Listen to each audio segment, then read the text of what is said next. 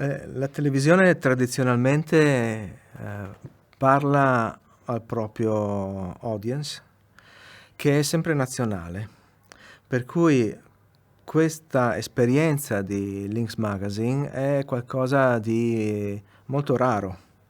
Da quanto so in Europa esistono meccanismi di questo tipo.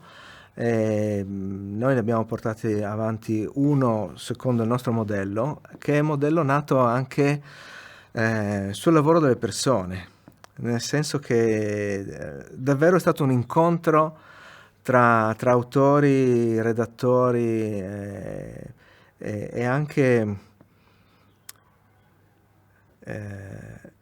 in qualche modo cittadini di due paesi che sono vicinissimi, che fino a questo momento si erano parlati abbastanza poco, per cui abbiamo portato, noi che abbiamo lavorato in questo progetto, abbiamo portato davvero una nostra spinta personale anche.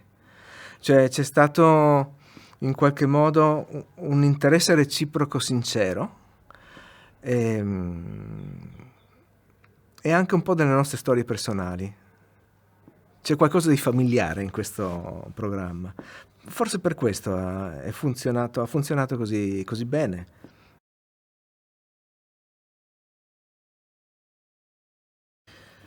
Io credo che all'epoca ci fosse proprio un'urgenza di incontrarsi e di comunicare. Poi questa cosa è diventata anche un po' routine, ma ci vuole, perché la televisione ha un aspetto anche industriale, di continuità. Quindi bisogna avere anche una solidità nel lavoro, cioè essere sicuri di andare in onda con un flusso di informazioni. A distanza di 20 anni io credo che la sincerità nell'attenzione verso l'altro sia ancora molto viva. È cambiata naturalmente per tanti motivi, anche perché il mondo è cambiato e quindi anche i due paesi sono cambiati. Sono entrate anche delle persone nuove nel gruppo e vedo che c'è sempre grande interesse a far parte di questo gruppo. All'epoca abbiamo avuto davvero bisogno di incontrarci. Adesso abbiamo bisogno di incontrarci con profondità, forse, e non restar fermi sull'abitudine. Cercare sempre, non dico una nuova sfida, ma nuove motivazioni, sì, ecco, sì, di accendere sempre la fiamma dell'interesse.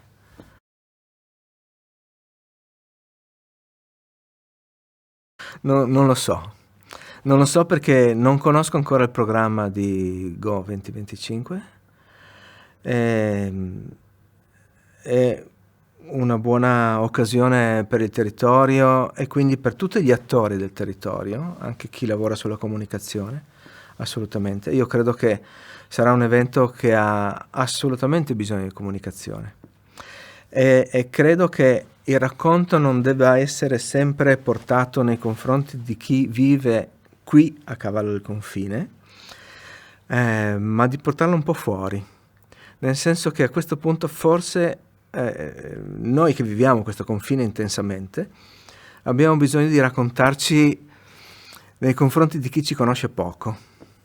E io ho visto che negli anni Lynx Magazine aveva sempre portato un interesse nei cittadini del Friuli Venezia Giulia, della regione, non quelli vicino al confine sì, ma anche molto quelli più lontani dal confine, che avevano desiderio di capire come vivono gli sloveni, per esempio.